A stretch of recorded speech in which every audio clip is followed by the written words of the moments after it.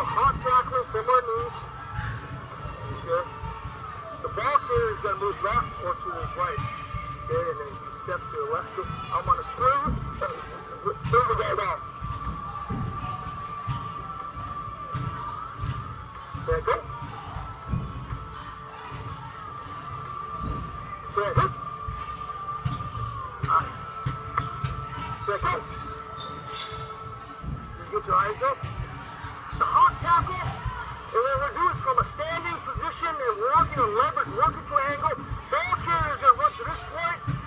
Tackle is going to run to this point. This will be, as he's tracking the near hip, the inside hip of the ball carrier, this will be a right shoulder hit for the tackler.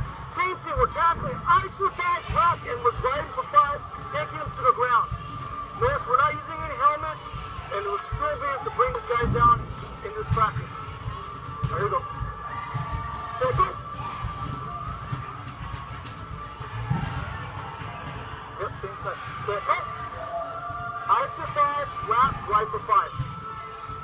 Set, go. Iso-thighs, wrap, drive for 5.